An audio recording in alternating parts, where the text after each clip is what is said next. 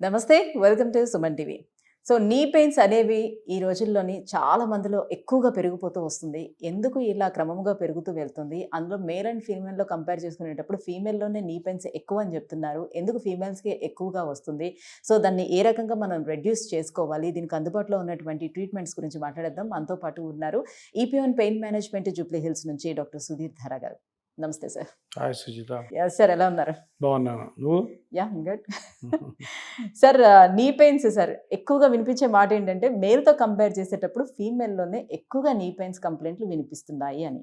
ఎందుకని ఫీమేల్‌కి నీ పెయిన్స్ ఎక్కువగా ఉంటాయి? ఏంటి వాళ్ళ హార్మోన్స్‌లో వచ్చేటువంటి డిఫరెన్సా? లేకపోతే ఒబేసిటీ వల్ల వస్తుందా? ఏ కారణాలతో ఎక్కువగా ఉంటుంది? మంచి క్వశ్చన్. ఎందుకంటే రోజు ప్రాక్టీస్లో మాకు ఇటువంటి వాళ్ళే ఎక్కువ తారసపడుతుంటారు అనమాట. మేల్స్ ఫీమేల్స్లో డిఫరెన్షియేషన్ ఎందుకు వస్తుందంటే హార్మోన్స్ కాదు, మెటబాలిజం కాదు, ఏ తోటకూర కాదు. ఓన్లీ థింగ్స్ ఫీమేల్స్ ఎక్కువ నిలబడతారు. అంటే మేల్స్‌లో కూడా నిలబడి పనిచేసే వాళ్ళు ఎక్కువ మంది ఉంటారు కదా.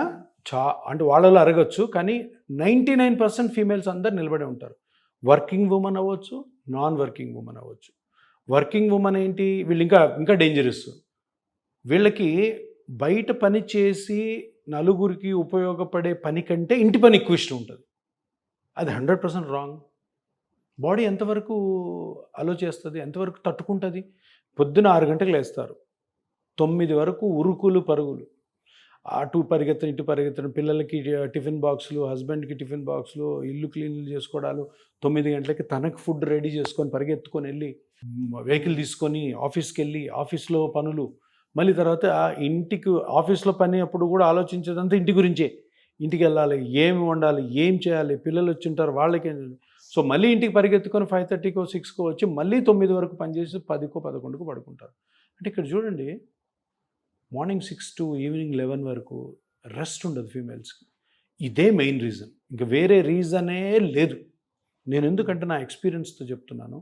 ఇప్పటివరకు 9 years నుంచి నేను ఈ పిఆర్పి చేస్తున్నాను.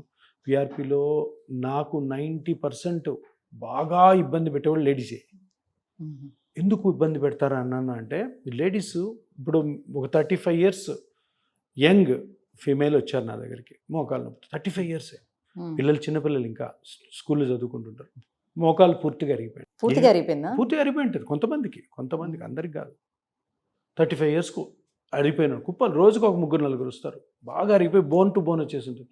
ఏం ట్రీట్మెంట్స్ ఉన్నాయి? ఏమీ లేవు. సర్జరీ 60 years వరకు లేకపోయినా కూడా ఒబేస్ లేదు, గిబేస్ లేదు, అందరు మామూలుగానే ఉంటారు. మామూలు ఎందుకు అంటే, ఇప్పుడు అంతమందిని చూశాను కదా, అన్ని వేల మందిని చూశాను కాబట్టి నాకు కూడా ఒక ఇంట్రోస్పెక్షన్ ఉంటుంది అనమాట. ఆలోచిస్తుంటారే, ఓకే ఇది రీజన్. ఇప్పటి వరకు నేను కనుక్కుంది ఏంటంటే, వీళ్ళు ఎవరైతే 35-40 yearsలో నొప్పులతో వస్తారో వాళ్ళు ఇష్టం వచ్చినట్టు పనిచేస్తారు, నిలబడే ఉంటారు. నేను ఒకటే క్వశ్చన్ అడుగుతాను వాళ్ళని. పొద్దున 6కి లేస్తారు మీరు, మధ్యాహ్నం 12 వరకు, మధ్యాహ్నం 2 గంటల వరకు, 8 గంటలు కదా. పొద్దున 6 నుంచి మధ్యాహ్నం ఎంతసేపు కూర్చొని ఉంటావమ్మా అని అడుగుతాం. అసలు కూర్చోరు. కూర్చోకుండా నిలబడే ఆ పని ఈ పని చేస్తుంటే మోకాల్లో డ్యామేజ్ ఎందుకు కాకుండా ఉంటుంది? అందరికి కాదు. మళ్ళీ ఇక్కడ నాకు ఇంకొక డౌట్ వచ్చింది. ఓన్లీ నిలబడి పనిచేసే వాళ్ళు మాత్రమే ఈ మోకాళ్ళు అరిగిపోతాయా? కూర్చునే వాళ్ళలో కూడా అవుతుందా? ఎక్కువ శాతం 100 మందిలో 35 నుంచి 40 మంది ఫీమేల్స్ హౌస్ వైఫ్స్ అనుకోండి, వాళ్ళలో ఒక 60 మందిలో మోకాళ్ళు బాగా అరిగిపోతే 60 మందిలో ఇట్లా ఎక్కువ నిలబడడం వాళ్ళు 90% ఉంటారు. అర్థమైందా? సో అందరికి అరగవు మళ్ళీ అంత పని. ఇప్పుడు కొంతమంది విలేజర్స్ ఉంటారు, పాపం పొద్దునే పొలంకి వెళ్ళిపోతారు, రాత్రి వరకు పిచ్చి పని చేస్తుంటారు, వాళ్ళకి అరగవు. వాళ్ళలో 10 మందిలో ఒకరికి అరుగుతాయి. కానీ కారణాన్ని మనము విశ్లేషిస్తే లేడీస్లో ఎందుకు ఎక్కువ అరిగిపోద్ది అంటే, ఎక్కువ నిలబడి ఉంటారు. అది మేజర్ ఇష్యూ, ఇంక వేరే ఏం కాదు. మీరు ఈ అలవాటుని ఈరోజే మార్చుకోండి. ఇండియా మొత్తం అనవసరంగా నిలబడకూడదు. పని చేయాల్సినప్పుడు నిలబడాలా, మిగతా టైం కూర్చొని ఉండాలా. కానీ కూర్చొని ఉంటారా, తిరుగుతూనే ఉంటారు, ఇట్లా ఏం పని ఉండదు అక్కడ. మీరు ఇంట్లో పొద్దునుంచి సాయంత్రం వరకు అన్ని పనులు, బట్టలు కసు ఊడడము, అంట్లు తోముకోవడము, బట్టలు ఆరేయడము, వంట, పిల్లలకి టిఫిన్ బాక్సులు పెట్టేయడము, క్లీనింగ్ మొత్తం చూసుకున్నా కానీ ఇండియాలో 2 hours ఒక ఇంట్లో కంటే ఎక్కువ టైం పట్టదు. అవునా కదా? ఆ 2 hours చేయండి, మిగతా రెస్ట్ తీసుకోండి. రెస్ట్ తీసుకోరు, ఏమంటారు ఆ రెస్ట్ తీసుకుంటే ఒళ్ళు వచ్చేస్తుంది. ఒళ్ళు వచ్చే వాళ్ళకి వస్తుంది, రాని వాళ్ళకి రాదు, అంతే. మినిమం ఎక్సర్సైజ్ ఉండాలి, తప్పకుండా ఉండాలి మినిమం ఎక్సర్సైజ్. ప్లస్ ఆల్సో మీరు కూర్చునే టైం ఎక్కువ ఉండాలి. పని ఉంటే తప్పకుండా నిలబడాలి, కానీ పని కోసమే నిలబడాలి, కానీ పని లేనప్పుడు నిలబడకూడదు. ఎందుకు నిలబడినప్పుడు ప్రెషర్ పడుతుంది, మోకాళ్ళలో డ్యామేజ్ స్టార్ట్ అవుతుంది. సరే, కూర్చునేటప్పుడు కూడా కూర్చునే ఈ పొజిషన్ అనేది కరెక్ట్గా లేకపోయినప్పుడు కూడా ఇబ్బంది ఏర్పడుతుంది. ఇప్పుడు ఫస్ట్ సపోజ్ నేను కూర్చున్నాను, ఒక కాలు మీద ఒక కాలు వేసుకొని ఎక్కువసేపు కూర్చోవడం అలవాటు ఉంటుంది. సో అప్పుడు ఏదైతే కింద కాళ్ళు ఉంటుందో దాని మీద ఎఫెక్ట్ పడుతుందా? మోకాళ్ళకి కూర్చోడానికి సంబంధం లేదు, Posture-తో స్పైన్ సంబంధం ఉంది. లేదు. Spine, okay. మోకాళ్ళకి సంబంధం అంతా కూడాను వెయిట్ పడకూడదు Weight. మోకాళ్ళ మీద. ఎప్పుడు పడుతుంది? నిలబడినప్పుడు, నడిచినప్పుడు. ఈ 2 విషయాలు ఎవరైతే బాగా తెలివిగా తగ్గించుకుంటారో వాళ్ళలో మోకాలు అరగడం ఉంటుంది, కొంచెం పోస్ట్పోన్ అయిపోతుంది. ఈ 35 years గృహిణులు ఉన్నారు కదా, హౌస్ వైఫ్స్, వీళ్ళు మేజర్ క్యాండిడేట్స్. ఇంకోటి నేను చెప్పాను కదా, బయట జాబ్కి వెళ్ళే వాళ్ళు 90% బయట జాబ్కి వెళ్ళే ఫీమేల్స్ అంతా సిట్టింగ్ జాబ్ ఉంటుంది.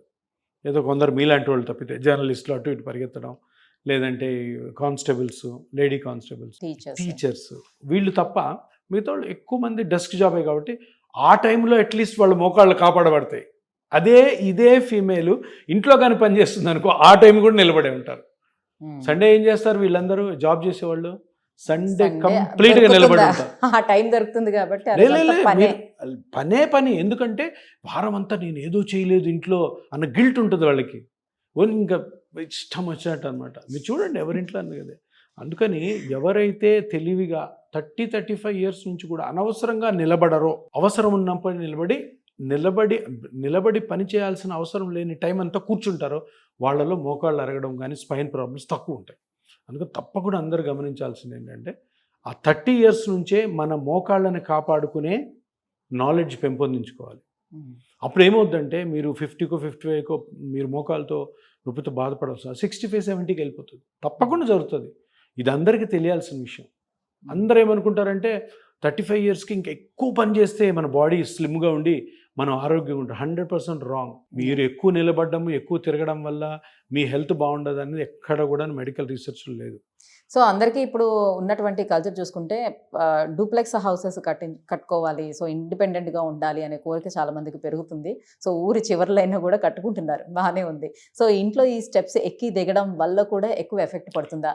ఎక్కడం వల్ల ఎక్కువ మోకాళ్ళు ఎఫెక్ట్ అవుతుందా, దిగడం వల్ల? అనవసరంగా ఎక్కడం వల్ల. అవసరం ఉంటే ఎక్కండి, ఎక్కి తిరిగి పైన బెడ్రూమ్ ఉంటుంది, కింద కిచెన్ ఉంటుంది, ఊరికి ఎక్కి తిరగడం. ఇప్పుడు ఇంకా చూస్తుంటారు మా ఫ్రెండ్స్, ఈ పిల్లలు ఇంటర్మీడియట్ 10th చదువుతున్నారు, పైన ఉంటారు, పైన ఉండి అమ్మా అంటారు, ఈమె కింద నుంచి ఆ ఫుడ్ తీసుకొని పరిగెత్తుకొని వెళ్తుంటుంది. ఆ పాప ఏమో బెడ్రూమ్లో ఉంటుంది, ఆ బెడ్రూమ్లో ఉండి అమ్మా అని అరవగానే ఏంటి అని చెప్పి వెంటనే అందరు. తప్పది. పిల్లలు రావాలి, కిందకు వచ్చి డైనింగ్ హాల్లో తినమనండి. ఎప్పుడైతే ఈ డూప్లెక్స్ ఇల్లులు కట్టుకున్న వాళ్ళు ఊరికే పరిగెత్తి పైకి పిందరు తొందరగా అరిగిపోతాయి. సో ఎప్పుడు కూడాను 30-35 years నుంచి కూడాను మీ మోకాళ్ళని కానీ, నడుము కానీ, హిప్ జాయింట్ కానీ, యాంకిల్ కానీ కాపాడుకోవాలి. దానికి సంబంధించిన ఎక్సర్సైజెస్ చేసుకోవాలి. దానికి సంబంధించిన ఏ పని అయితే చెయ్యకూడదో అది కూడా తెలుసుకోవాలి. చెయ్యకూడని పని ఒకటే, మీరు నిలబడి ఉండే సమయం బాగా తగ్గించుకోవాలి. ఇదొక్కటి ఫైనల్ స్టేట్మెంట్. కూర్చొని ఉండండి, అవసరమైనప్పుడు నిలబడండి, వంట చేయాలి నిలబడండి, ఆ 1/2 hour 1 hour నిలబడి, ఇంకా ఎప్పుడైతే లీజర్ పీరియడ్ ఉందో కూర్చోండి, టీవీ చూడండి, బుక్ చదువుకోండి, సెల్ ఫోన్ చూసుకోండి, అంతే. అంతేకాని అనవసరంగా ఇప్పుడు పని చేస్తున్నప్పుడు అంతా పని మనిషి వెనకాల తిరగడం, పని మనిషి వెళ్ళిపోగానే ఇది సరిగ్గా చేయలేదని మళ్ళీ చేయడం, ఈ పిచ్చి పోగడాలి. ఈ పోయినప్పుడు హ్యాపీగా ఉంటారు. ఎవరు ఏ ఫీమేల్ కూడాను 60 ఏళ్ల లోపల మోకాళ్ళ నొప్పి కోసం డాక్టర్ దగ్గరికి వెళ్ళాల్సిన అవసరమే లేదు. 30 ఏళ్ల నుంచి నేను చెప్పిన ఈ సూక్తులు పాటించండి. సరే, 35 yearsకే మోకాళ్ళు అరిగిపోయిన ఎంతోమంది మహిళలు మీ దగ్గరకు వస్తున్నారని చెప్తున్నారు. ఇంత చిన్న ఏజ్లో మోకాళ్ళు అరిగిపోతే ఇంకొక 30 ఏళ్ళు బతకాల్సి ఉంటుంది.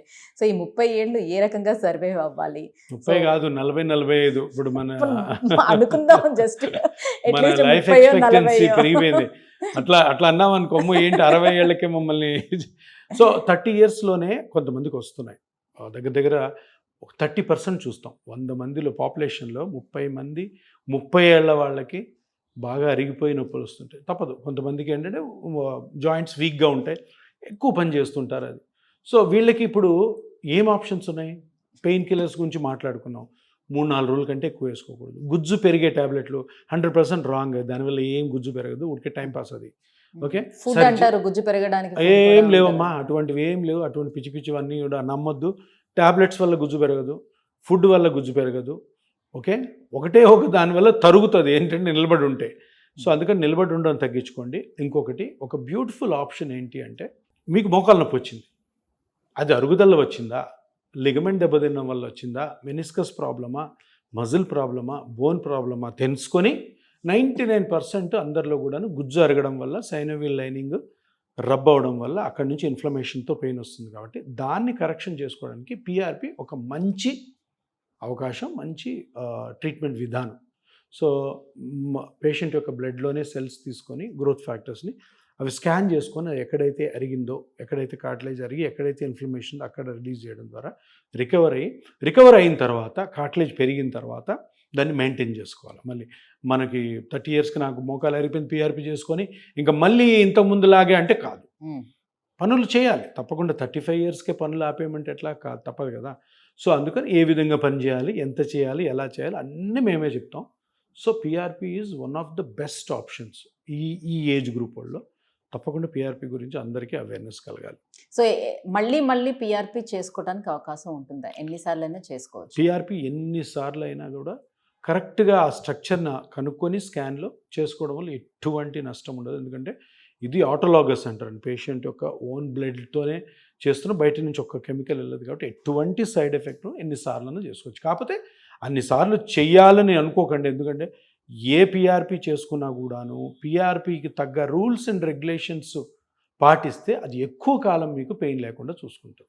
పిఆర్పికి స్టెమ్ సెల్ థెరపీకి ఏంటి డిఫరెన్స్? ఏది ఎఫెక్టివ్గా పనిచేస్తుంది? పిఆర్పి అన్నది బ్లడ్లోని గ్రోత్ ఫ్యాక్టర్స్ని తీసి ఇంజెక్ట్ చేయడం. స్టెమ్ సెల్ అన్నది స్టెమ్ సెల్స్ని తీసి, అది ఇక్కడ మన తుంటి ఎముక ఉంది కదా, తుంటి ఎముకకి హోల్ చేసి దాని నుంచి బోన్ మ్యారోలోంచి బ్లడ్ తీసి దాంట్లోంచి స్టెమ్ సెల్స్ తీసి అవి ఇంజెక్ట్ చేస్తారు. ఈ స్టెమ్ సెల్స్కి ఇంకా ఇండియాలో పర్మిషన్స్ రాలేదు.